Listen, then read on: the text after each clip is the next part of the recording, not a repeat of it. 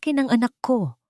Sigaw kong dumudurog sa lalamunan habang pinupunasan nila ang sahig gamit ang aking dangal. Sa itaas, humahalakhak si Anton, kasama ng kanyang kabit. Ipinagdiriwang ang aking pagkawasak. Basura ka lang sa pamilyang ito. Malamig na utos ni Doña Carmen. Ngunit tapos na ang pagiging martir. Babangon ako mula sa mga abo ng kanilang kalupitan. Sisirain ko ang kanilang palasyo ng kasinungalingan. Handa na ba silang harapin ang aking sumpa? Ano bang silbi ng matandang yan? Pabigat lang naman sa probinsya. Mamatay na kung mamatay, basta huwag lang abalahin ang pamilya ko. Parang mga bubog na tumutusok sa kanyang dibdib ang bawat salitang yon. Ang mga salitang nagmula sa bibig ni Doña Carmen, ang kanyang biyanan. Nakausap nito sa telepono, sa kabilang silid. Nakatayo si Clarice sa kusina. Hawak ang isang mainit na plansa at maingat na pinaplansa ang gusot sa mamahaling barong Tagalog ni Anton. Ang bawat hibla ng pinya na bumubuo sa damit ay parang sumisigaw ng karangyaan. Isang karangyaan na kailanman ay hindi niya naramdaman na bahagi siya. Ang usok na nagmumula sa plansa ay lumilikha ng manipis na ulap sa kanyang harapan. Ginagawang malabo ang lahat. Tulad ng kanyang kinabukasan sa loob ng bahay na ito, ang marahas na pagtunog ng kanyang sariling telepono na nakapatong sa mesa ay pumunit sa katahimikan. Nanginginig ang kamay niyang kinuha iyon.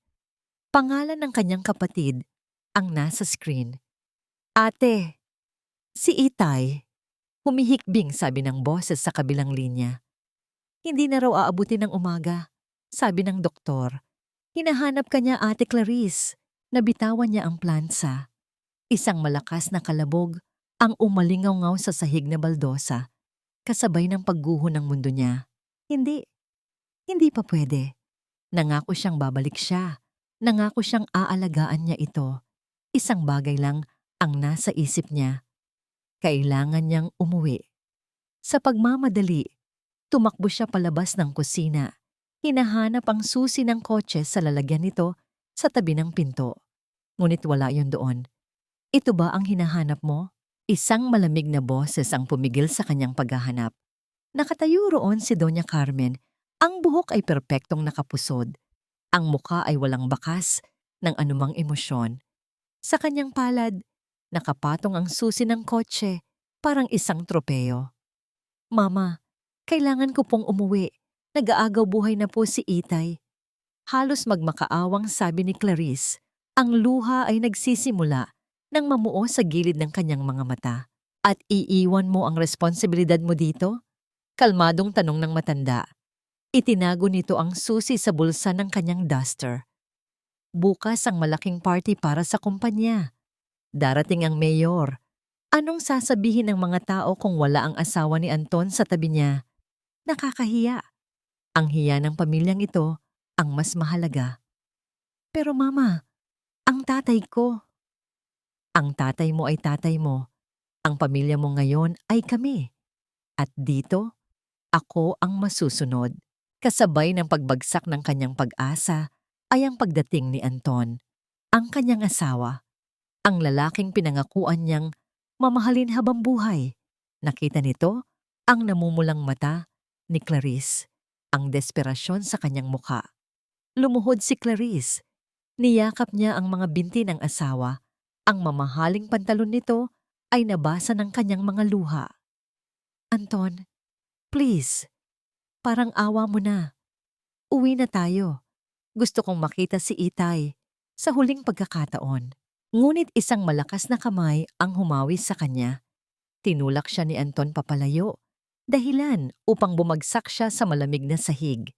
Walang awa sa mga mata nito. Puro pagkainis lamang. "Stop making a scene, Clarice. Nakakababa ka ng pagkatao. May bisita tayo bukas at ganyan ang itsura mo? Tumigil ka sa kadramahan mong yan." Hinila ni Anton ang kanyang ina palayo sa eksena. "Dalhin mo na siya sa kwarto, ma. I-lock mo para matauhan." Narinig ni Clarice ang mga yabag na papalayo. Sinubukan niyang tumayo, ngunit ang kanyang mga tuhod ay parang gulaman. Gumapang siya patungo sa kanilang silid. Umaasang panaginip lang ang lahat. Ngunit bago pa siya makalapit sa pinto, Bumukas ito at itinulak siya papasok ni Anton. Mabilis itong nagsara. Isang matigas na tunog ng pag-ikot ng susi sa seradura ang narinig niya mula sa labas. Nakatayo siya sa gitna ng dilim. Ipinukpok niya ang mga kamao sa matigas na kahoy ng pinto, paulit-ulit, hanggang sa ang kanyang mga buko ay manhid na sa sakit. Walang sumasagot, walang nakakarinig, o marahil pinili nilang huwag makinig. Dahan-dahan siyang napaupo sa sahig. Ang likod ay nakasandal sa pinto na naging pader sa pagitan niya at nang huling sandali ng kanyang ama. Hindi na siya sumigaw. Ang sakit ay masyadong malalim para mailabas pa ng bibig. Bumuhos ang luha mula sa kanyang mga mata nang walang anumang ingay. Bawat patak ay parang asidong pumapaso sa kanyang pisngi.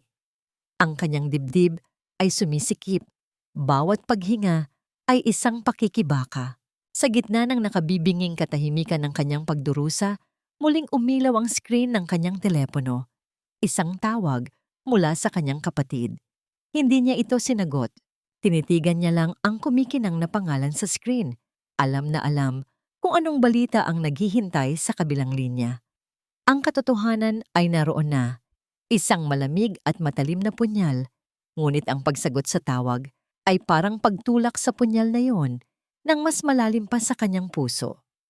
Pinili niyang manatili sa huling segundo ng pag-asa kahit alam niyang ninakaw na yon sa kanya. Ang gabi ay naging isang walang hanggang dilim at sa dilim na yon, namatay ang kanyang ama kasama ang huling piraso ng kanyang pagiging isang sunod-sunurang asawa. Kinabukasan isang mahinang kaluskos mula sa seradura ang gumising sa diwa ni Clarice. Bumukas ang pinto. Hindi si Anton o si Doña Carmen ang naroon, kundi isang katulong na may dalang bandeja ng agahan na maingat na inilapag sa sahig na parabang natatakot itong mahawa sa bigat ng hangin sa loob ng silid.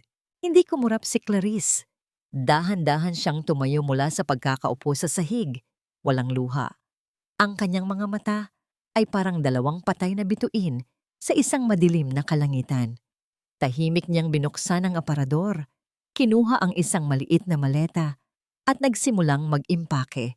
Isang pares ng itim na bestida, ilang piraso ng damit at wala ng iba. Bawat galaw niya ay mabagal, kalkulado, na parang isang seremonya. Ang babaeng lumuhod at nagmakaawa kagabi ay kasama ng namatay ng kanyang ama. Ang natira na lamang ay ang anino nito. Dumaan siya sa sala nang hindi nililingon si Doña Carmen na nakaupo sa silya at nagkakape, naghihintay ng isa pang eksena ng pag-iyak at pagsusumamo. Ngunit wala itong narinig, wala itong nakita. Tanging ang malamig na hangin na iniwan ng pagdaan ni Clarice. Ang lamay sa probinsya ay simple at tahimik. Nakaupo si Clarice sa isang sulok, yakap-yakap ang isang maliit na urnang gawa sa kahoy na naglalaman ng abo ng kanyang ama. Ang hangin ay puno ng amoy ng natutunaw na kandila at bulaklak ng kalachuchi at ng mga bulungan ng pakikiramay mula sa mga kamag-anak. Bawat tapik sa kanyang balikat, bawat salitang condolence ay parang mga karayom na lalong nagpapamanhid sa kanyang puso. Sa gitna ng kanyang pagluluksa, nag-vibrate ang telepono sa kanyang bulsa. Pangalan ni Anton. Sandali siyang nag-atubili bago ito sagutin. Nasaan ka na? Bungad nito, walang bakas ng pag-aalala o pakikiramay sa boses. Tumawag ang katulong, hindi mo raw sinabi kung aling barong ang ipaplansa para sa party mamaya. Ano ba namang klaseng asawa ka, Clarice? Kahit simpleng bagay, hindi mo magawa ng maayos. Hindi sumagot si Clarice. Hinayaan niyang magsalita ang asawa. Ang bawat salita nito ay nagiging patunay, nagpapatigas sa bakal na determinasyon na nabubuo sa kanyang dibdib. Pinatay niya ang tawag ng hindi nagsasalita. Tapos na. Tapos na talaga. Ilang sandali pa, isang anino ang tumakip sa liwanag ng kandila sa kanyang harapan. Isang lalaking nakasuot ng itim na suit, ang tahimik na nakatayo sa di kalayuan. Hindi niya maaninag ang mukha nito dahil sa mga luhang biglang namuo sa kanyang mga mata.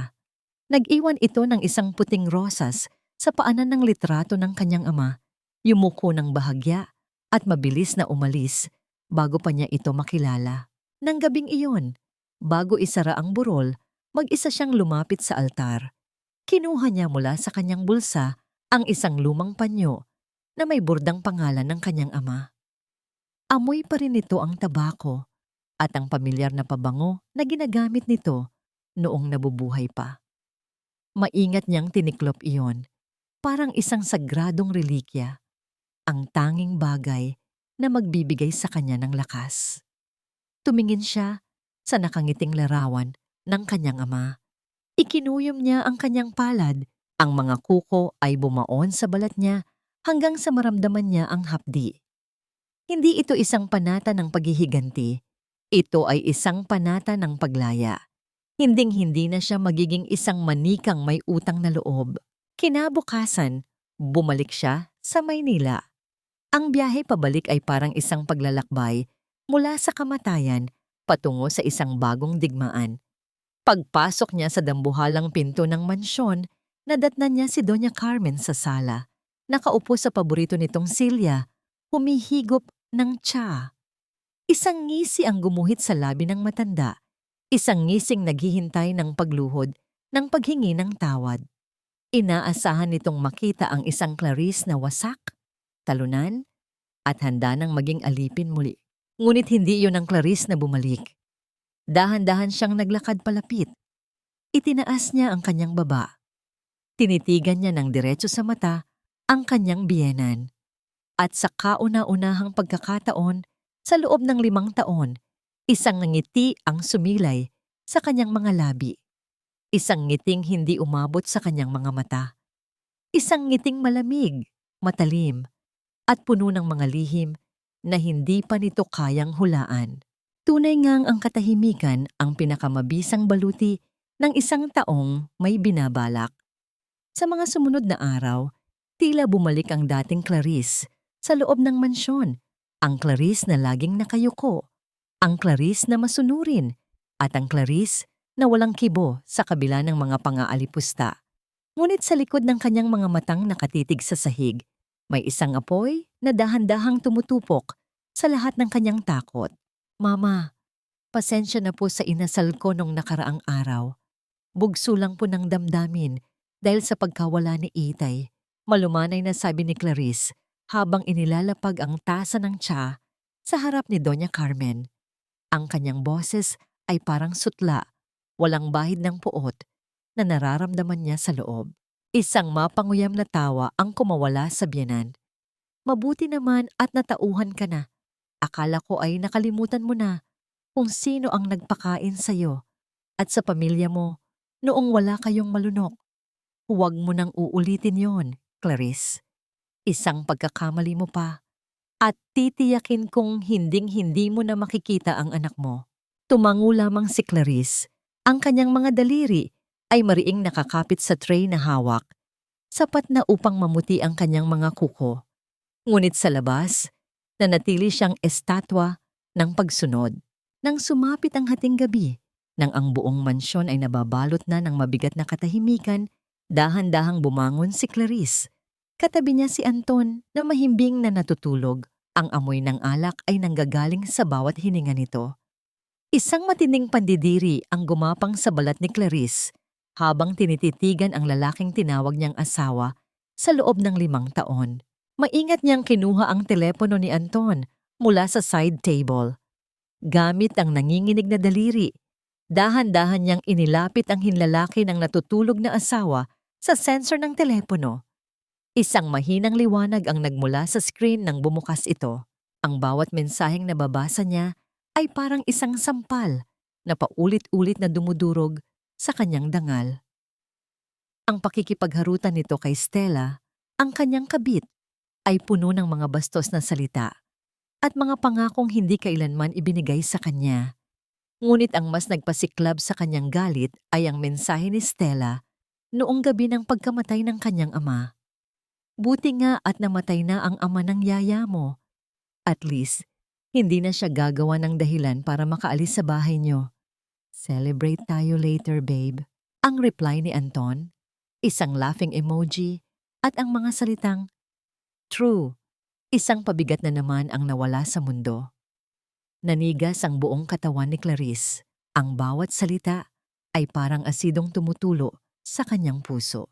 Kinuha niya ang isang maliit na USB mula sa loob ng punda ng kanyang unan at mabilis na isinalin ang lahat ng ebidensya, ang mga litrato, ang mga chat, at ang mga video ng kanilang pagtataksil.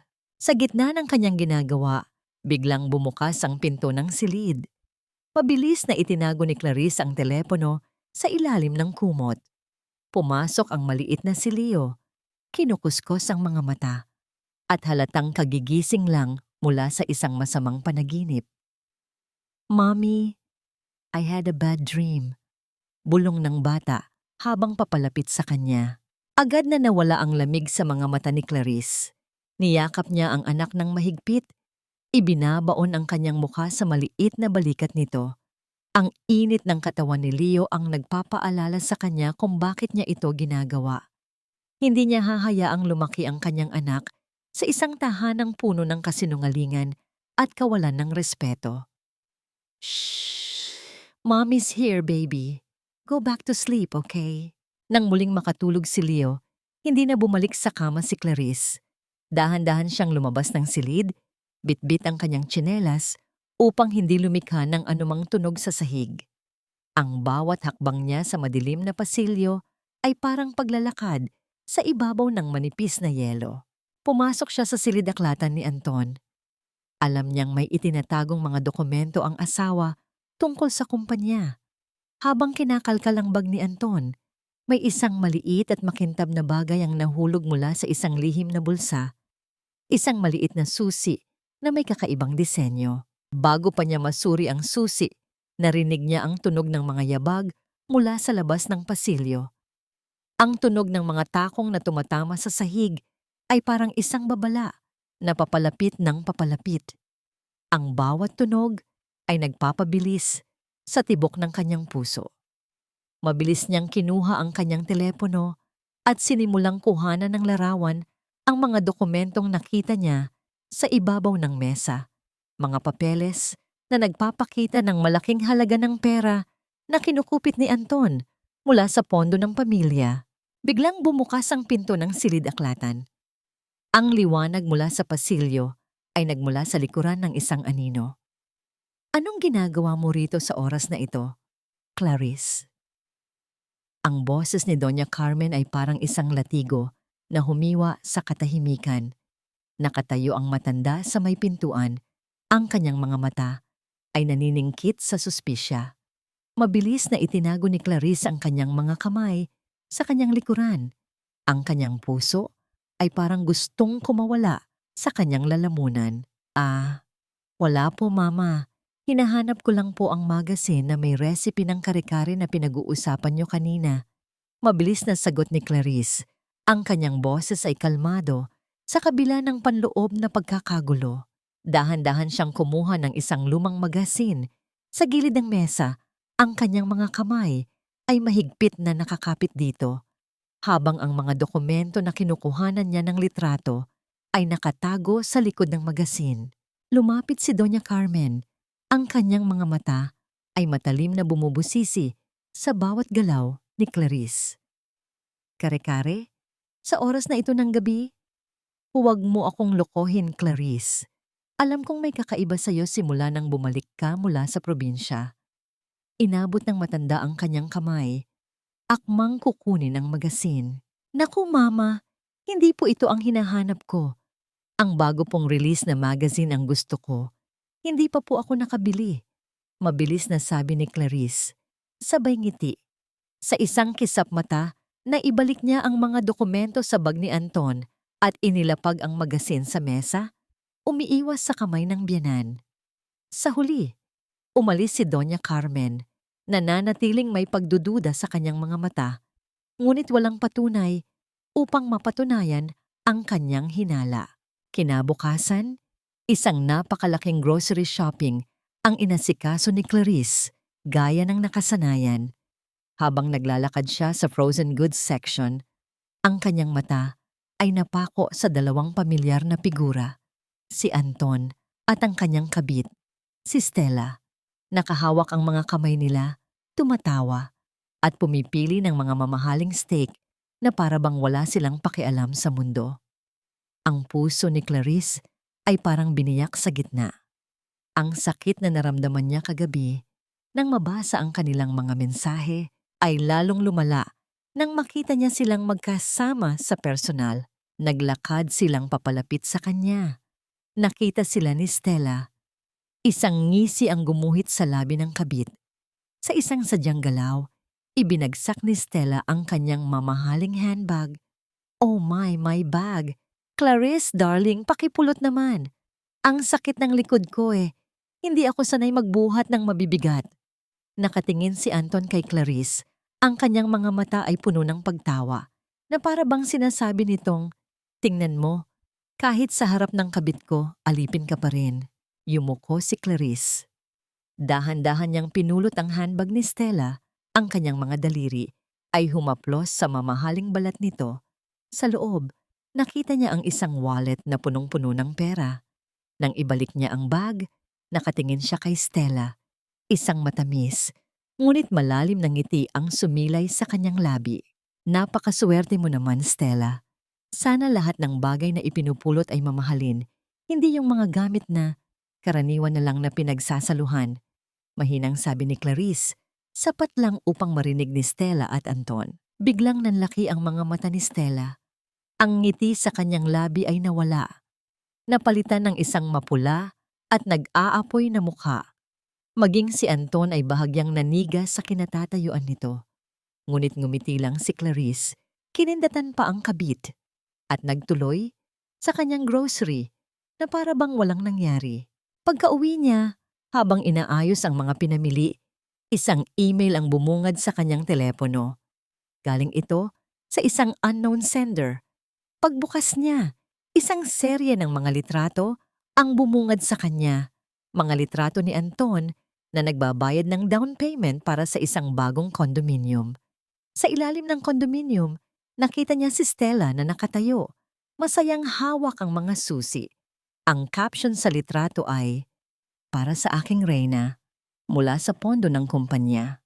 Hindi makahinga si Clarice. Hindi lang pala pagnanakaw sa kanya ang ginagawa ni Anton, kundi pati na rin sa kumpanyang pinaghirapan na niya naghirapan ng pamilya. Ngunit sa halip na mainis, isang ngisi ang gumuhit sa kanyang labi. Ang mga ebidensya ay dahan-dahang nabubuo. Nang gabing iyon, maagang umuwi si Anton. Ang kanyang mukha ay salubong. Dire-diretso itong pumasok sa kanilang silid at ilang saglit pa, narinig ni Clarice ang isang malakas na kalabog mula sa loob. Dali-dali siyang pumasok. Nakita niya si Anton na nakatayo sa gitna ng silid. Ang kanyang mga mata ay nag-aapoy sa galit. Sa kama, nakakalat ang isang kumpol ng mga litrato. Ibinato ni Anton sa kanya ang isang litrato. "Ano ito, Clarice? Nagpaplano ka ba ng masama sa likod ko?" Galit na bulong nito. "Sino ang lalaking ito? May kabit ka ba? Sagutin mo ako." Bumagsak ang litrato sa paanan ni Clarice. Nakita niya ang kanyang sarili sa litrato. Nakaupo sa isang coffee shop. Kausap ang isang hindi gaanong kilalang abogado.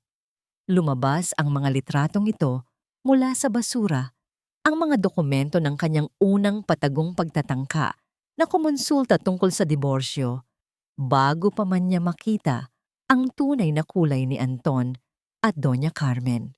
Ngumisi si Anton, ang kanyang mga mata ay nanunuya. "Ano, Clarice, akala mo ba ay wala akong makukuhang ebidensya laban sa'yo? Ang tanga mo naman, hindi ka man lang nag-ingat. Sino ang lalaking yan? Isa ba sa mga nagkakagusto sa'yo sa probinsya na akala mo ay mapapakinabangan mo?"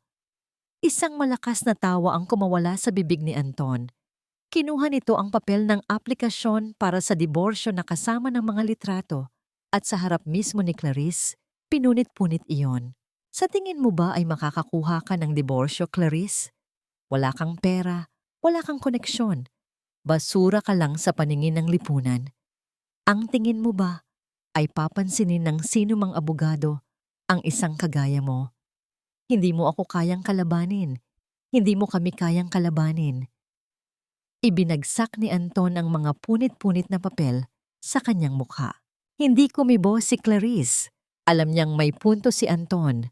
Ang abogadong kinausap niya ay halos wala ng kliyente at ang bayad nito ay hindi niya pa rin kayang bayaran. Ngunit sa halip na sumuko, lalo lang tumibay ang kanyang loob. Kung gusto niyang lumaya, kailangan niya ng isang tunay na mandirigma. Kinabukasan, lumabas si Clarice. Naglakad siya sa gitna ng makalat at maingay na lansangan ng Maynila. Ang kanyang destinasyon, isang malaking gusali ng batas sa Makati, isang tanggapan ng mga kilalang abogado. Nang makarating siya sa malawak na lobby, pakiramdam niya ay mali siya ng lugar. Ang mga taong nakaupo ay naka-suit and tie, may dalang mamahaling briefcase. Lahat ay mayayaman at may posisyon. Siya lamang ang tila naliligaw. Lumapit siya sa receptionist. Ang boses ay nanginginig nang magtanong siya tungkol sa legal aid.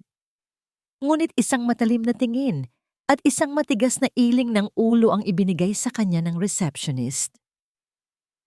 Ma'am, hindi po ito legal aid. Ang singil po namin ay nagsisimula sa 1,000,000 piso para sa retainer fee. Kung wala po kayong pambayad, pwede po kayong magpunta sa public attorney's office. Malamig na sabi ng receptionist. Naramdaman ni Clarice ang pamamanhid ng kanyang buong katawan. Lumabas siya mula sa opisina. Ang kanyang mga binti ay parang gulaman. Ang labas ay mas mainit kaysa sa loob. Napaupo siya sa isang bench sa gilid ng kalsada. Ang kanyang mga balikat ay dahan-dahang napayuko. Ang lahat ng kanyang lakas ng loob ay tila nawala. Sa wakas, kailangan niyang tanggapin ang katotohanan. Mag-isa siya at wala siyang laban. Isang kamay ang dahan-dahang humawak sa kanyang balikat. Clarice, napalingon siya. Isang pamilyar na mukha ang bumungad sa kanya. Ang mga matang pamilyar, ang ngiting tila hindi nagbago sa paglipas ng panahon.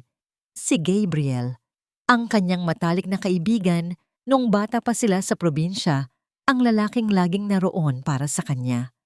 Ngunit ngayon, nakasuot ito ng mamahaling suit at ang kanyang mukha ay may bakas ng profesionalismo. Gabriel, ikaw ba yan?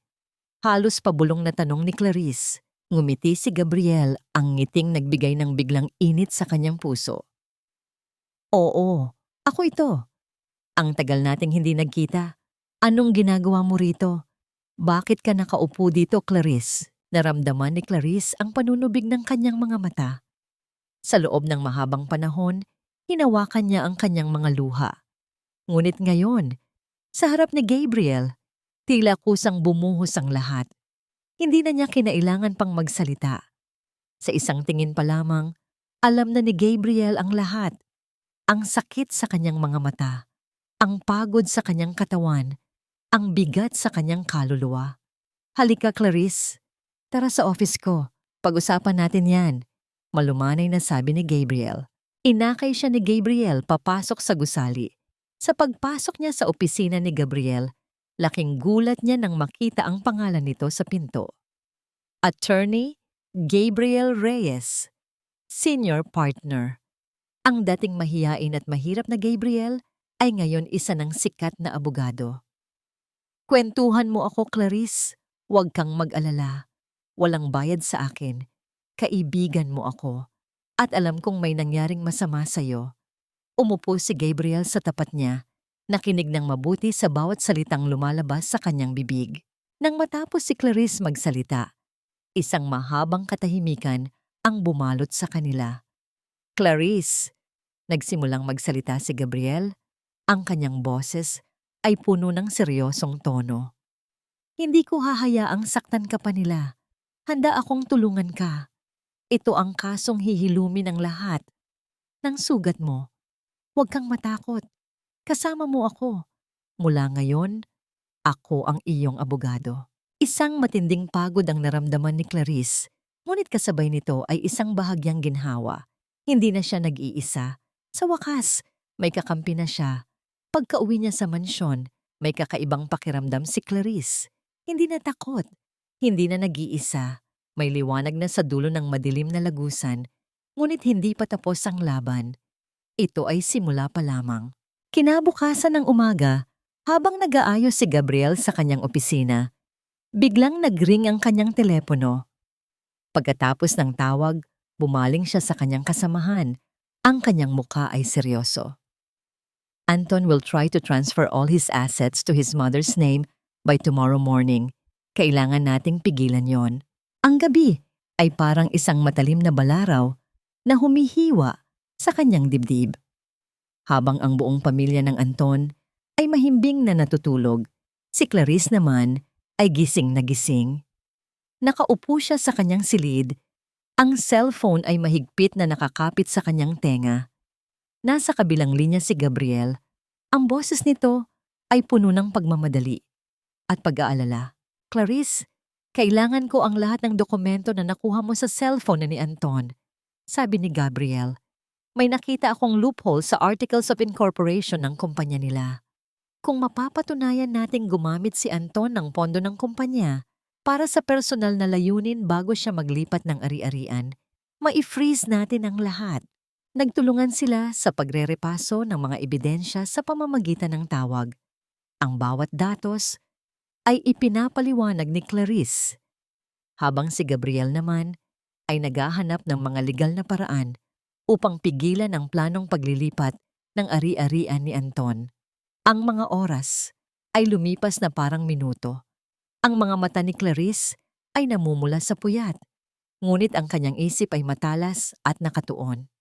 Sa wakas, may magandang balita si Gabriel. Clarice, may naisip na akong paraan para pigilan siya. Magpapadala ako ng Temporary Restraining Order, TRO, sa bangko nila bukas ng umaga. Kailangan lang nating maging maaga kaysa sa kanila. Sabi ni Gabriel, ang kanyang boses ay may bahid ng pagod, ngunit puno ng determinasyon. Sumapit ang umaga. Ang buong mansyon ay abala sa paghahanda para sa ika-40 anibersaryo ng kumpanya ng pamilya.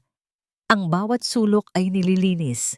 Ang bawat dekorasyon ay maingat na inilalagay. Sa gitna ng kaguluhan, tinawag ni Doña Carmen si Clarice. Clarice, halika rito. Utos ng matanda. Ang kanyang boses ay may kakaibang lamig. Gusto kong punasan mo ang bawat baitang ng hagdanan gamit ang basahan. Kailangan mong matuto ng kababaang loob. Kailangan mong maalala kung saan ka nagmula at kung gaano ka kaswerte na nakapasok ka sa pamilyang ito. Nang walang reklamo, kinuha ni Clarice ang basahan at sinimulang punasan ang bawat baitang. Ang kanyang mga tuhod ay kumikirot. Ang bawat galaw ay isang pagsubok sa kanyang pisikal at emosyonal na lakas. Ang malalim na kintab ng marmol ay nagpakita ng kanyang pagod na refleksyon. Mula sa itaas ng hagdanan, nakatayo si Anton, nakatingin sa kanya. May ngisi sa labi, na para bang sinasabi nitong, tingnan mo, wala ka pa ring laban sa amin. Ngunit sa bawat pagpunas ni Clarice, sa bawat kirot ng kanyang tuhod, lalo lang tumitibay ang kanyang determinasyon. Ang bawat baitang na nilinis niya ay isang hakbang na papalapit sa kanyang kalayaan. Isang butil ng pawis ang tumulo mula sa kanyang sentido, dahan-dahang gumulong sa kanyang pisngi at bumagsak sa malamig na marmol. Hinawakan niya ang butil ng pawis, pinunasan gamit ang kanyang kamay at ngumiti ng mapait. Ang pawis na yon ang patunay ng kanyang paghihirap at ang ngiting iyon ang simula ng kanyang pagbangon. Nang sumapit ang gabi, nang ang buong bahay ay tahimik na at ang lahat ay abala sa paghahanda para sa kanilang sarili, pumasok si Clarice sa silid ni Leo. Mahimbing na natutulog ang kanyang anak. Hinaplos niya ang buhok nito. Ang kanyang puso ay puno ng pagmamahal. Anak, gagawin ni Mommy ang lahat para sa iyo. Ibibigay ko sa iyo ang kalayaan na hindi ko kailanman naranasan sa bahay na ito. Mahinang bulong niya, ang kanyang mga mata ay puno ng determinasyon. Lumabas siya ng silid ni Leo at pumasok sa kanyang silid tulugan. Inilabas niya ang kanyang napiling damit para sa gabing iyon. Isang simpleng itim na gown. Mula sa kanyang pitaka, kinuha niya ang USB na naglalaman ng lahat ng ebidensya laban kay Anton at Doña Carmen. Maingat niyang isiniksik iyon sa loob ng lining ng kanyang damit. Tinitiyak na hindi ito mahahalata. Ang USB na yon ay hindi lang isang flash drive. Ito ang kanyang armas. Ito ang magpapalaya sa kanya. Biglang bumukas ang pinto. Pumasok si Doña Carmen. May dalang isang maliwanag na kahon na naglalaman ng isang set ng mga mamahaling alahas ng pamilya. Kinuha nito ang kwintas at inilagay sa leeg ni Clarice. Malamig ang hawak ng matanda sa kanyang batok. Isusuot mo ito bukas, Clarice. Kailangan mong magmukhang masaya. Kailangan mong ipakita sa lahat na perpekto ang pamilyang ito. Bulong ni Doña Carmen, ang kanyang boses ay may kasamang matinding banta. Kung hindi mo gagawin ang sinasabi ko, Clarice, hinding-hindi mo na makikita si Leo. Naiintindihan mo. Ang lamig ng kwintas ay parang isang kadena na yumakap sa kanyang leeg. Ngunit sa kanyang puso, may isang apoy na nagliliyab na hindi kailanman kayang patayin ng anumang banta. Nakangiti si Clarice sa salamin. Ang kanyang mga mata ay nananatiling blangko. Ngunit ang kanyang kaluluwa ay handa na para sa laban. Ang mansyon ay nagmistulang isang palasyo ng ningning at pagpapanggap. Nagkalat ang mga mamahaling chandelier. Ang mga bulaklak ay sariwa at nakakalat sa bawat sulok, at ang bawat salita ay binibigkas ng may tamang tono at ngiti. Iyon! Ang gabi ng pagdiriwang ng ika-40 taon ng kumpanya ng mga De La Rosa at ang mga pinakaprominenteng personalidad ng Maynila. Kabilang ang isang mataas na opisyal ng gobyerno at isang kilalang pari ay naroroon upang saksihan ang perpektong pamilyang ito. Nakatayo si Clarice sa tabi ni Anton. Ang kanyang braso ay nakahawak sa braso ng asawa. Ang kanyang mukha ay may pilit na ngiti. Ang kanyang mga mata ay nanatiling blangko sa kabila ng lahat. Maraming pumupuri sa kanya, sa ganda at kabaitan niya. Ang bawat papuri ay parang isang matalim na kutsilyo na humihiwa sa kanyang balat. Dahil alam niyang ang lahat ay isang malaking kasinungalingan. Napakaswerte mo naman, Anton, at meron kang asawang tulad ni Clarice. Tunay na perpekto ang inyong pamilya. Sabi ng isang kaibigan ng pamilya. Isang pilit na tawa ang kumawala kay Anton. Hinigpitan nito ang hawak sa braso ni Clarice, sapat na upang maramdaman niya ang sakit. Isang senyales na dapat siyang ngumiti ng mas malaki, umarte ng mas mahusay. Maya-maya, may isang figura ang lumapit sa kanila. Ito si Stella. Ngumiti ito kay Anton, isang ngingiting punong-puno ng pagmamay-ari. Nakasuot ito ng isang napakagarang damit, tila mas maganda pa kaysa sa suot ni Clarice. Akala niya ay kakampi ito ng mga De La Rosa. Ngunit nakita niya ang malalim na pagtingin ni Stella kay Anton. Habang nakikipag-usap si Anton sa ibang bisita, lumapit si Stella kay Clarice. Kunwari ay nakikipagkamay, ngunit ang kanyang mga daliri ay dahan-dahang gumapang sa likuran ni Clarice at sadyang hinaplos ang likod ni Anton. Isang matalim na tingin ang ibinigay ni Stella kay Clarice na para bang sinasabi nitong, "Ako ang may-ari ng asawa mo." Ngunit ngumiti lang si Clarice, lumipas ang ilang sandali, at oras na para sa mga talumpati. Ang unang umakyat sa entablado ay si Doña Carmen. Isang malakas na palakpakan ang sumalubong sa kanya. Isang matamis na ngiti ang nakapaskil sa kanyang labi habang nagsasalita tungkol sa pagmamahala ng pamilya, sa mga sakripisyo at sa mga pagpapala ng Diyos. At higit sa lahat, sabi ni Doña Carmen, ang kanyang boses ay puno ng emosyon. Nagpapasalamat ako sa aking manugang, si Clarice. Siya ang ilaw ng aming tahanan, ang biyaya ng Diyos, ang tunay na haligi ng aming pamilya. Walang katumbas ang kanyang pagmamahal at pag-aalaga sa aming pamilya.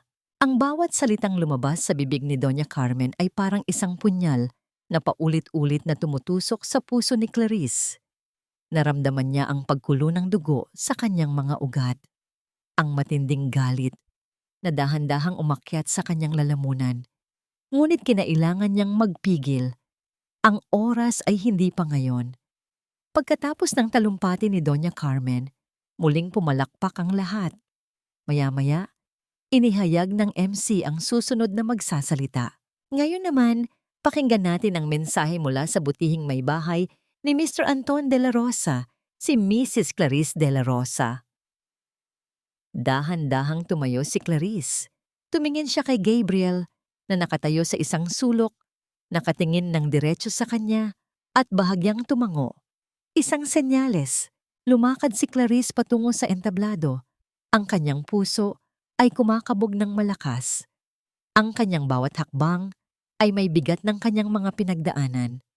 Nang makarating siya sa entablado, inabot sa kanya ang isang mikropono at isang papel na naglalaman ng kanyang talumpati. Ang talumpating isinulat ni Doña Carmen para sa kanya. Humarap si Clarice sa mga bisita. Tumingin siya ng diretso sa mata ni Doña Carmen na nakaupo sa harap, naghihintay ng isa pang perpektong pagtatanghal. Huminga siya ng malalim. Ang kanyang mga daliri ay humawak sa papel at dahan-dahan, itinulak niya ang papel mula sa kanyang mga kamay. Isang mahinang kaluskos ang nagmula sa papel habang lumilipad ito sa hangin. Dahan-dahang bumabagsak sa sahig. Ngayon, wala na siyang script. Wala na siyang maskara, ang oras ay dumating na. Ang pagbagsak ng papel ay lumikha ng isang nakakabinging katahimikan sa malawak na bulwagan. Lahat ng mga mata ay nakatuon kay Clarice. Nanlilisik ang mga mata ni Doña Carmen at si Anton naman ay nanigas sa kanyang kinatatayuan, hindi makapaniwala. Isang ngiti ang sumilay sa labi ni Clarice, isang nangiting hindi nakarating sa kanyang mga mata. Puno ng lamig at matinding determinasyon. Magandang gabi po sa inyong lahat. Panimula ni Clarice, ang kanyang boses ay malinaw at matatag. Puno ng awtoridad na hindi pa niya kailanman inilaba. Sa loob ng mahabang panahon, ipinakita ng pamilyang De La Rosa ang isang perpektong imahe. Ngunit ngayong gabi, gusto kong ipakita sa inyo ang tunay na mukha sa likod ng perpektong maskara na ito. Nagkatinginan ng mga bisita, ang kanilang mga mukha ay puno ng pagtataka at kaba. Kumunot ang noo ni Doña Carmen akmang tatayo, ngunit huli na ang lahat. Sumenya si Clarice sa isang technician sa likod ng entablado, ang taong kinontrata ni Gabriel. Sa isang iglap, nagbago ang imahe sa malaking LED screen sa likod ni Clarice. Hindi na ang logo ng De La Rosa Corporation ang nakalagay, kundi isang serye ng mga mensahe, mga chat message sa pagitan ni Anton at Stella, puno ng bastos na salita, pagtawa sa pagkawala ng ama ni Clarice, at mga plano kung paano ibubulsa ang pera ng kumpanya. Nagsimulang magbulungan ang mga tao. Naramdaman ni Clarice ang pagyanig ng bulwagan. Namutla si Anton, ang kanyang bibig ay bahagyang nakabukas. Tumakbo siya patungo sa entablado. Akmang aagawin ang mikropono. Ngunit mabilis na hinarang siya ng dalawang bouncer na nakadisguise bilang security guards na inupahan ni Gabriel. Ngumiti si Clarice. Hindi pa po tapos. Kasunod nito, umalingaw-ngaw sa buong bulwagan ang isang audio recording.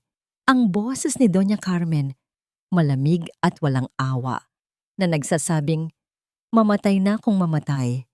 Basta huwag lang abalahin ang pamilya ko." Kasunod nito, ang pagtatawa ni Anton at Stella. Ang lahat ay umalingaw-ngaw sa mga speaker, malinaw na malinaw, para marinig ng lahat. Ang pagbulong-bulong ay naging malakas na ingay. Ang mga bisita ay nagulantang. Ang mga mata ng mayor at ng pari ay nanlilisik sa galit. Humawak si Doña Carmen sa kanyang dibdib. Ang kanyang mukha ay namutla, tila hindi makahinga. At ngayon, sabi ni Clarice, ang kanyang boses ay nanginginig, ngunit puno ng kapangyarihan.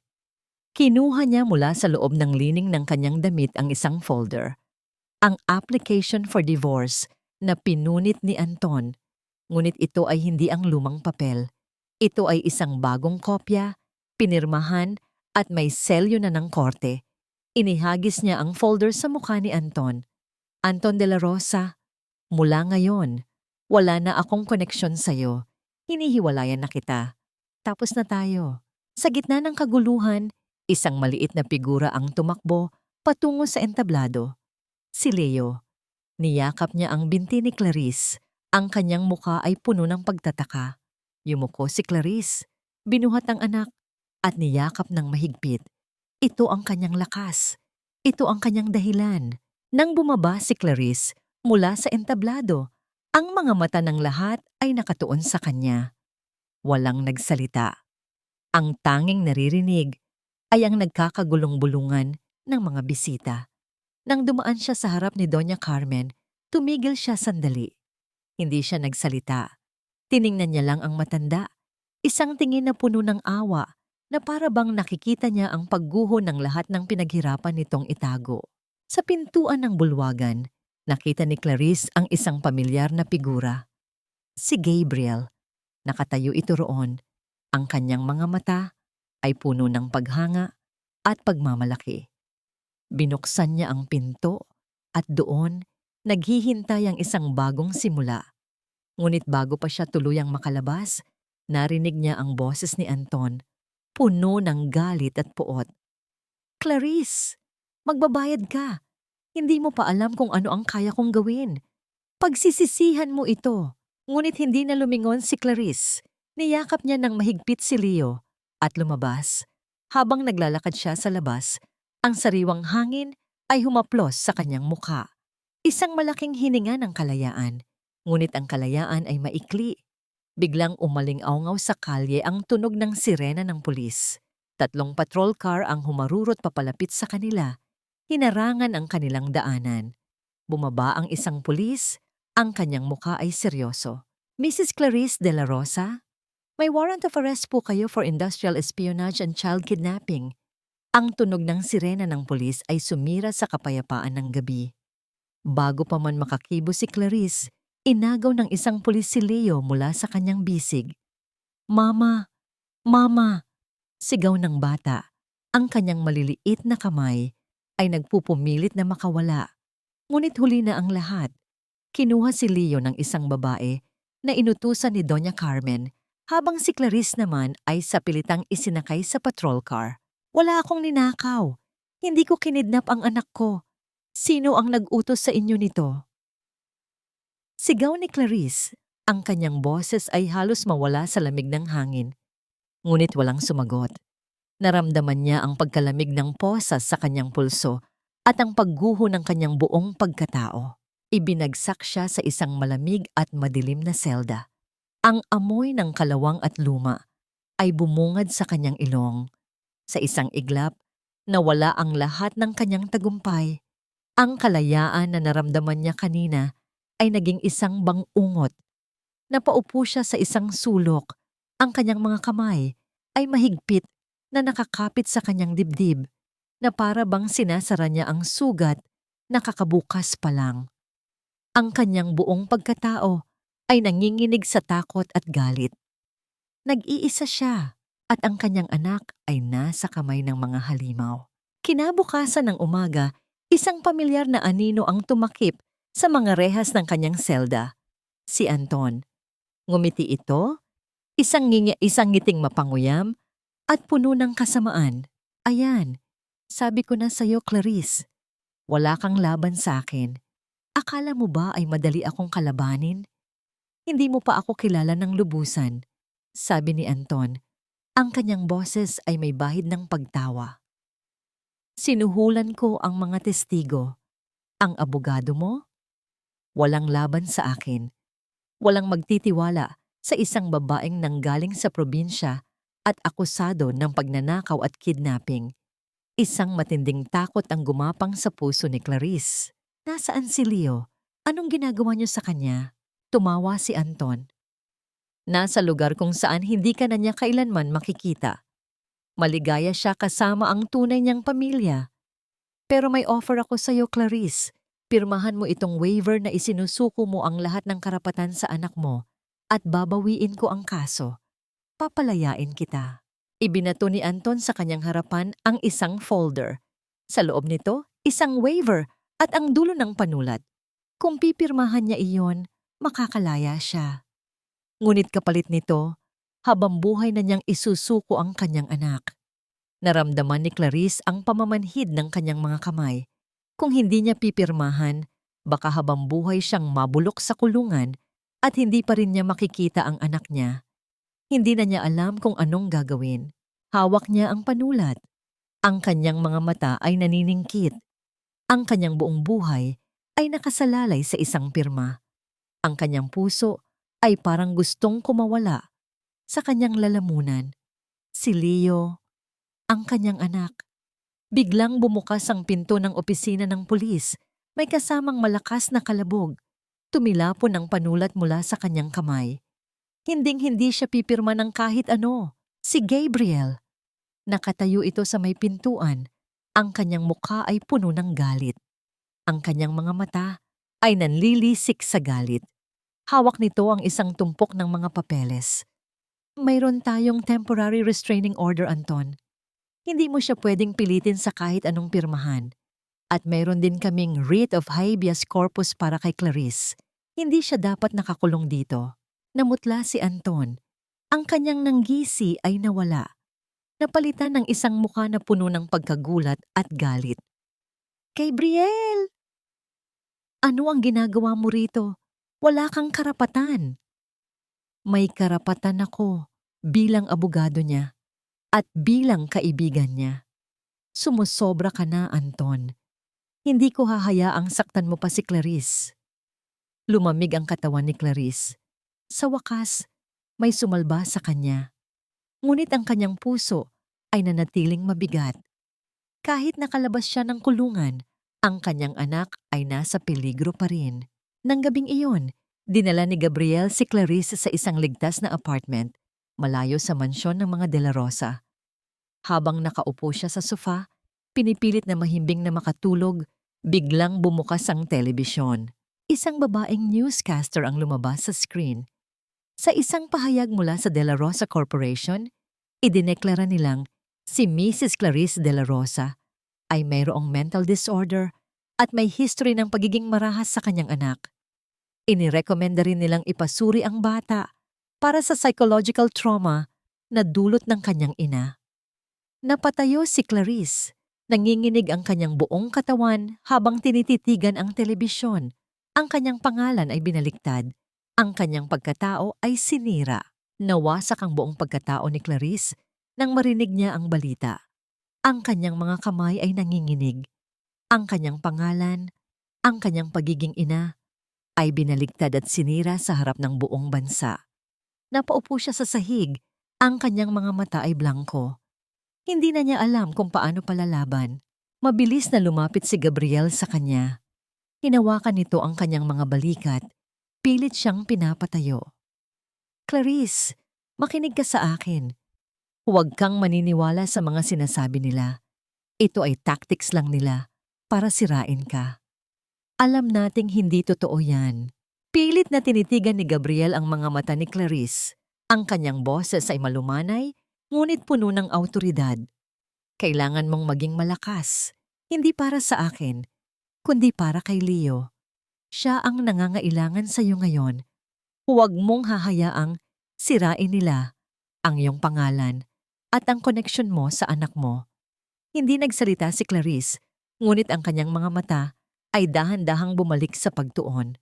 Si Leo. Oo, si Leo.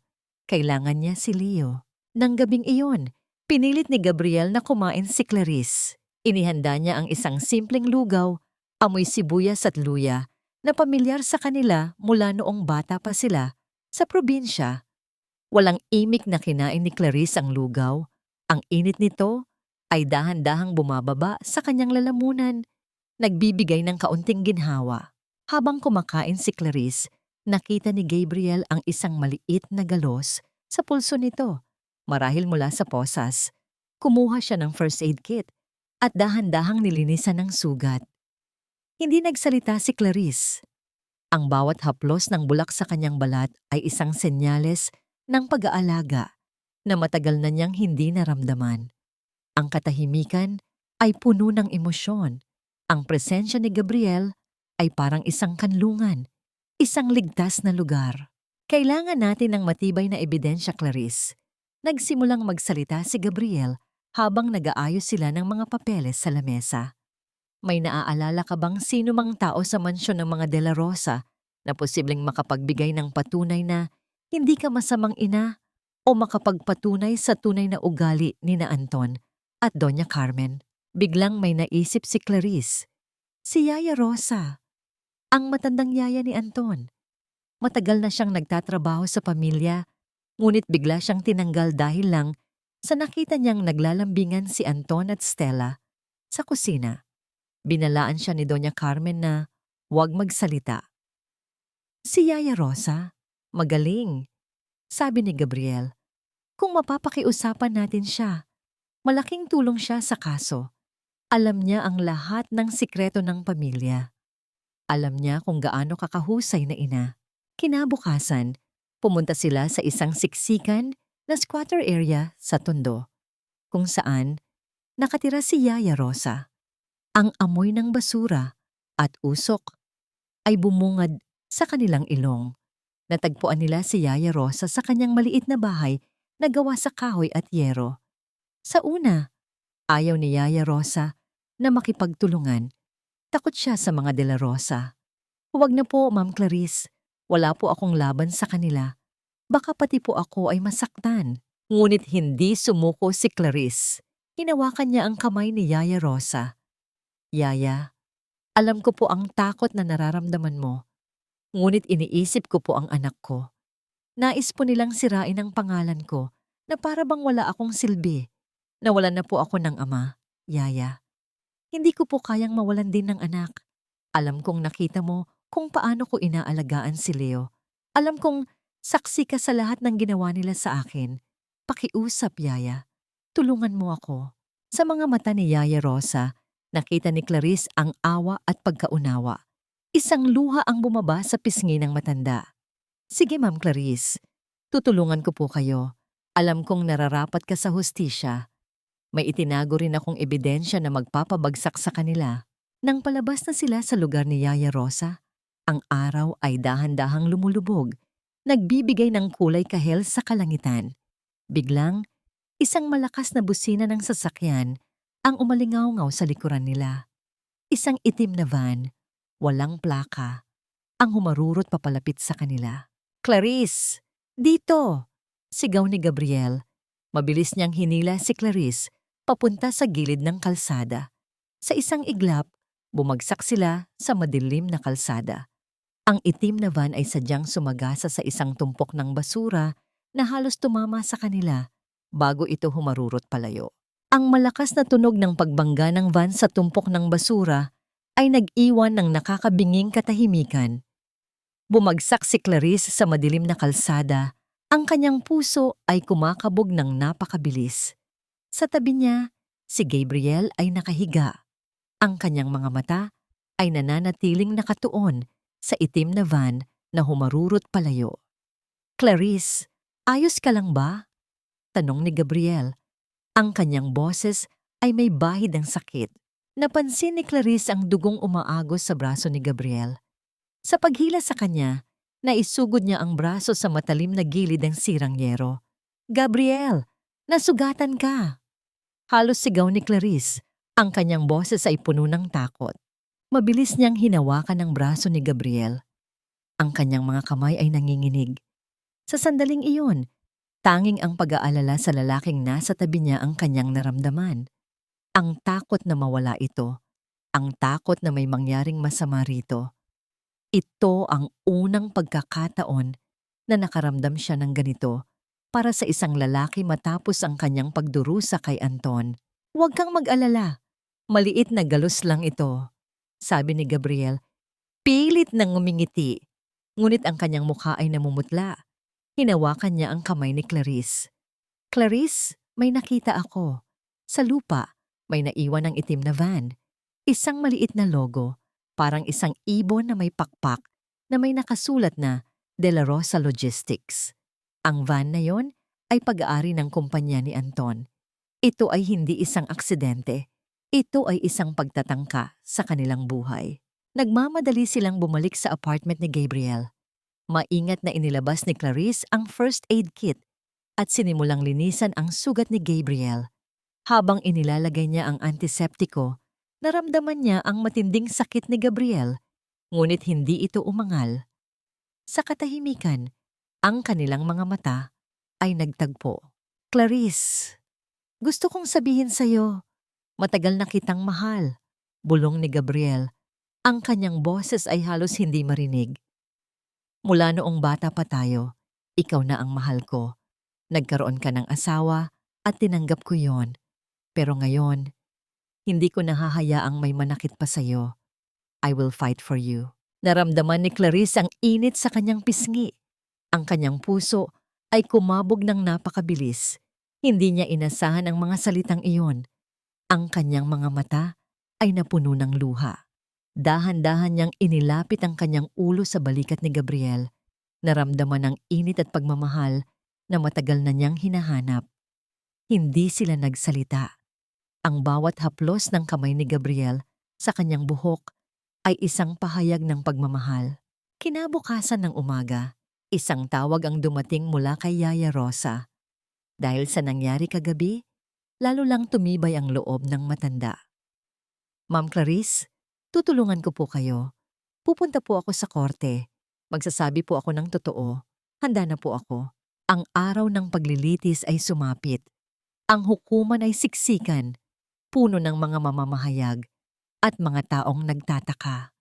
Naglakad si Clarice sa bulwagan. Ang kanyang mga hakbang ay matatag.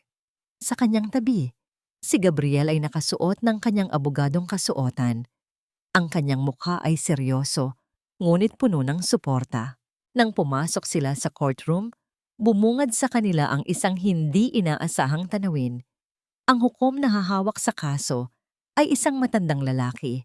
Ang mukha nito ay pamilyar. Ito ay kaibigan ng pamilya De La Rosa, isang regular na bisita sa mga party nila. Alam niyang ito ay isang taktika ni Anton, ngunit ang mas nagpasakit sa kanyang puso ay ang nakita niya sa isang sulok ng silid. Nakaupo si Leo sa tabi ni Doña Carmen. Ang kanyang mga mata ay namumugto sa pag-iyak. Nang makita siya ni Clarice, lumapit siya sa anak. Leo, anak, Mommy's here. Ngunit sa halip na tumakbo palapit sa kanya, lalong lumapit si Leo kay Doña Carmen. Nanginginig ang bata, ang kanyang mga mata ay puno ng takot. Bibaba, sabi po ni Lola, masamang tao ka raw po, Mama. Gusto mo raw po akong patayin. Ang mga salita ni Leo ay parang matatalim na kutsilyong humiwa sa puso ni Clarice. Naramdaman niya ang pagkalamig ng kanyang mga kamay, ang pamamanhid ng kanyang buong katawan. Tinitigan niya ang kanyang anak, ang kanyang mga mata ay puno ng matinding sakit.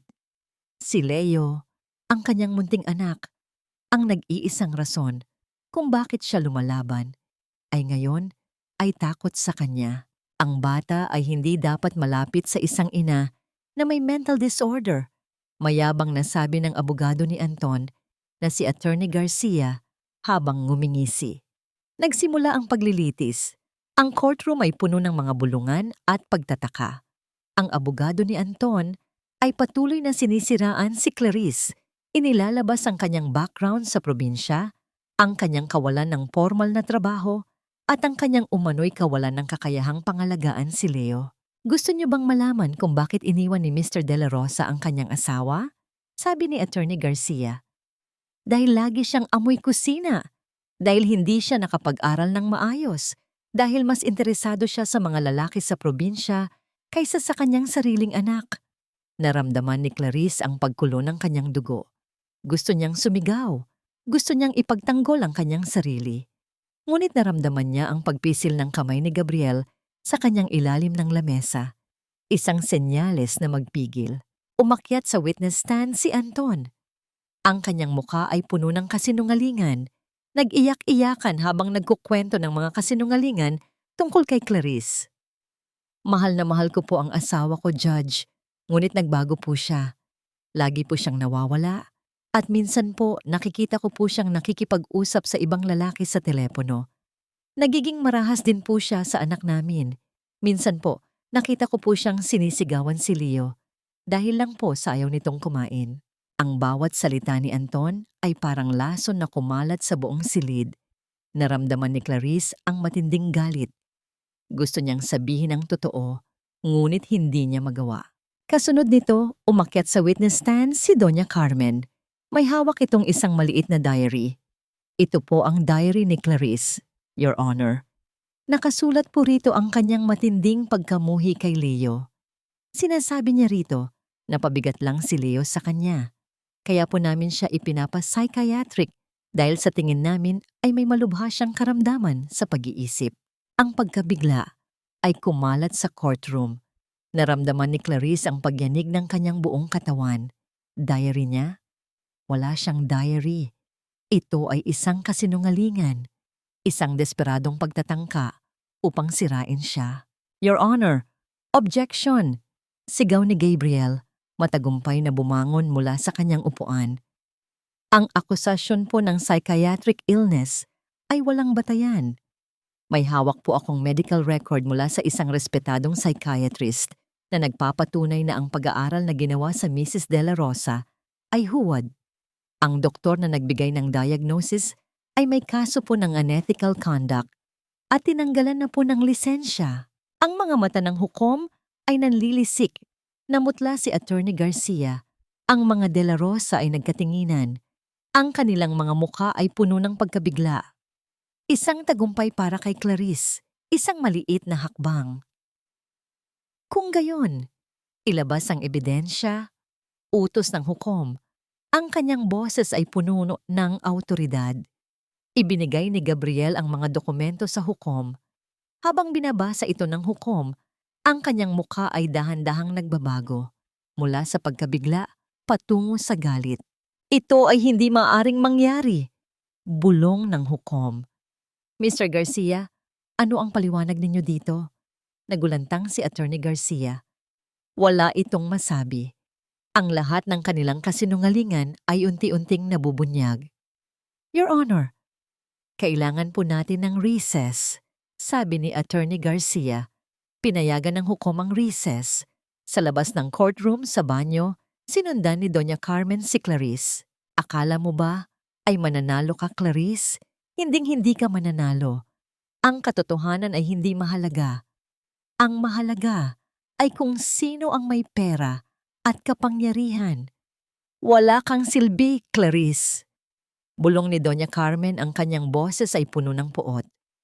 Ngunit sa halip na matakot, tinitigan ni Clarice ang matanda. Isang nangiti ang sumilay sa kanyang labi.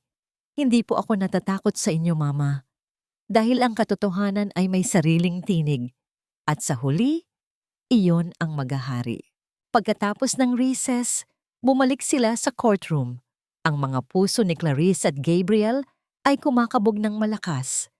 Handa na po ba kayong ipagpatuloy ang paglilitis? Tanong ng hukom. Your Honor, ako po ay handa. Sabi ni Attorney Garcia, puno ng kumpiyansa. Ako po ay naniniwalang malinaw na po ang lahat. Nais ko na pong ipatupad ang desisyon ng hukuman. Ngunit bago pa man makapagsalita ang hukom, tumayo si Gabriel. Your Honor, bago po natin tapusin ang paglilitis, nais ko pong tawagin ang isa pang testigo. Ang huling saksi na magpapatunay kung sino ang tunay na masamang impluwensya sa bata. Sa isang iglap, bumukas ang pinto ng courtroom. Ang lahat ng mata ay nakatuon doon, naghihintay kung sino ang papasok. Ang malalim na ingay ng pagbukas ng pinto ng courtroom ay umalingaw-ngaw, puno ng pag-asa at kaba. Lahat ng mga mata ay nakatuon doon, naghihintay kung sino ang papasok. Nanlaki ang mga mata ni Clarice nang makita niya ang pamilyar na figura. Si Yaya Rosa. Nanginginig ang buong katawan ni Doña Carmen. Tumayo ito mula sa kanyang upuan. Ang kanyang bibig ay bahagyang nakabukas. Your Honor, objection. Ang babaeng yan ay pinatalsik sa trabaho dahil sa pagnanakaw. Hindi siya mapagkakatiwalaan. Your Honor, walang batayan ng akusasyon ng pagnanakaw. Isa lamang itong pagtatangka upang sirain ang reputasyon ng aking testigo, matatag na sabi ni Gabriel. Tinanggihan ng hukom ang apela. Si Yaya Rosa ay umupo sa witness stand. Ang kanyang mga kamay ay nanginginig. Sa una, hirap siyang magsalita. Ang takot ay nakapaskil sa kanyang mukha. Ngunit nang makita niya ang mga mata ni Clarice, lumakas ang kanyang loob. Your Honor, nagsimulang magsalita si Yaya Rosa. Ang kanyang boses ay nanginginig. Saksi po ako sa lahat ng ginawa nila kay Ma'am Clarice. Si Doña Carmen po ay madalas na sinisigawan si Ma'am Clarice. Tinatawag po niya itong pabigat at walang pinag-aralan. At si Sir Anton po, madalas po niyang dalhin ang kanyang kabit na si Stella sa mansyon. Kahit nandoon po si Ma'am Clarice at si Leo. Nagulantang ang mga tao sa courtroom. Ang mga bulungan ay lumakas. Namutla si Anton. Ang kanyang mga mata ay nanlilisik sa galit. At Your Honor, mayroon pa po akong ebidensya, sabi ni Yaya Rosa. Kinuha nito mula sa kanyang bulsa ang isang lumang lata ng biskwit at sa loob nito, mayroon siyang inilabas na isang lumang cassette tape top. Ito po ang mga recording ng mga pagbabanta ni Sir Anton kay Leo. Minsan po, pinipilit niya si Leo na huwag umiyak at hanapin si Ma'am Clarice. Kung hindi, sasaktan daw po niya ang bata. Ipinaandar ni Gabriel ang recording. Umalingaw-ngaw sa buong silid ang boses ni Anton. Puno ng galit at pagbabanta na sinisigawan ng bata dahil lang sa pag-iiyak nito at paghahanap sa ina. Isang matinding pagkabigla ang kumalat sa courtroom. Narinig din ang mahinang iyak ni Leo sa background. Ngayon, gilid na ang pamilya De La Rosa. Ang kanilang mga kasinungalingan ay unti-unting nabubunyag. Your Honor, sabi ni Gabriel, matagumpay nang ngumingiti. May isa pa po akong huling ebidensya.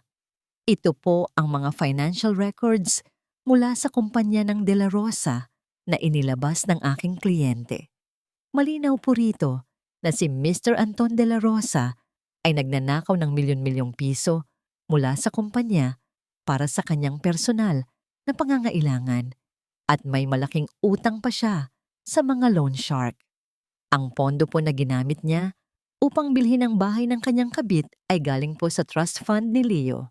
Isang malakas na, oh my God, ang kumawala sa mga bisita. Ang hukom ay napatayo. Ang kanyang mukha ay puno ng matinding galit. Si Anton ay namutla. Ang kanyang mga mata ay nanlilisik sa takot. Mama, hindi ko po alam yan. Kayo po ang nag-utos sa akin na gawin yan. Sigaw ni Anton. Dinuduro si Doña Carmen. Nanlaki ang mga mata ni Doña Carmen. Anong pinagsasabi mo, Anton? Hindi totoo yan. Anak ka ng Ang dalawa ay nagsimulang magsisigawan. Ang kanilang mga mukha ay puno ng poot. Nagtuturuan ng kasalanan sa harap ng lahat. Ang perpektong pamilya ay gumuho sa harap ng mga mata ng lahat. Sa gitna ng kaguluhan, umakyat si Clarice sa witness stand. Hindi siya nagsalita tungkol sa mga ebidensya. Hindi siya naglabas ng galit. Tanging ang kanyang mga luha ang bumuhos, ang kanyang boses ay nanginginig, ngunit puno ng pagmamahal. Your Honor, ang gusto ko lang po ay makasama ang anak ko. Gusto ko po siyang lumaki sa isang tahanan na puno ng pagmamahal at respeto. Hindi ko po kayang mawala si Leo. Siya lang po ang meron ako. Ang kanyang mga salita ay nagmula sa kaibuturan ng kanyang puso. Umantig sa puso ng lahat. Biglang may tumakbong maliit na figura patungo kay Clarice.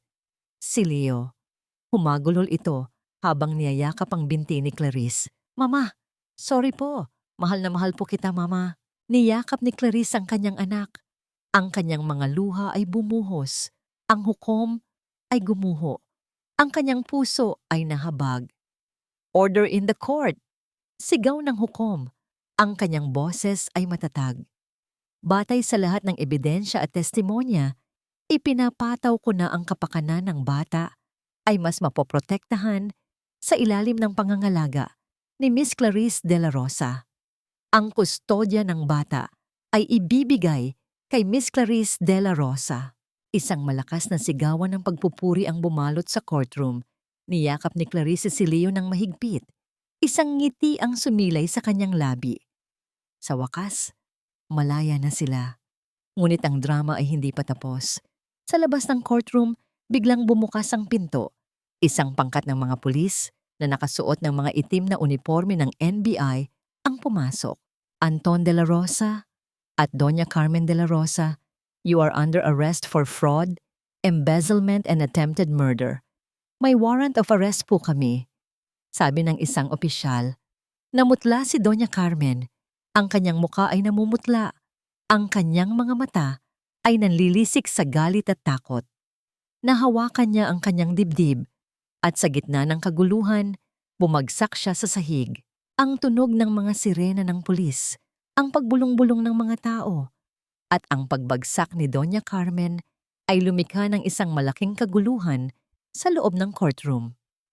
Mabilis na lumapit ang mga paramedic, dinala si Doña Carmen sa isang stretcher. Ang kanyang mukha ay namumutla, ang kanyang mga mata ay nananatiling nakadilat, tinititigan ng kisame na para bang nakikita niya ang pagguho ng kanyang mundo. Hindi na siya makapagsalita. Isang atake sa puso ang dahilan ng kanyang pagbagsak. Dinala siya sa isang pampublikong ospital, hindi sa pribadong hospital na kinagisnan niya. Dahil ang lahat ng ari-arian ng pamilya De La Rosa ay frozen na. Sa isang maliit at siksikang silid ng ospital, nakahiga si Doña Carmen. Ang kanyang mga mata ay nakatingin sa labas ng bintana. Ang kanyang paningin ay puno ng mga taong kanyang kinamuhian. Ang mga taong mahihirap, ang mga taong pinaghihinalaan niya. Ngayon, isa na siya sa kanila. Ang kanyang kapangyarihan, ang kanyang kayamanan, ang kanyang dangal, lahat ay nawala na. Samantala, si Anton ay ikinulong sa bilangguan. Ang kanyang mga luho at kasinungalingan ay nagtapos sa isang malamig na selda. Sinubukang tawagan ni Anton ang kanyang ina, ngunit wala nang sasagot sa kanya. Ang kanyang mga kaibigan, ang kanyang mga koneksyon, lahat ay tinalikuran siya. Si Stella, ang kanyang kabit, ay mabilis na tumakas. Kinuha nito ang lahat ng natitirang pera ni Anton at lumipad patungo sa ibang bansa. Ang kanyang pagmamahal kay Anton ay hindi totoo. Ang lahat ay isang pagpapanggap lamang. Pagkalipas ng ilang araw, binisita ni Clarice si Doña Carmen sa ospital.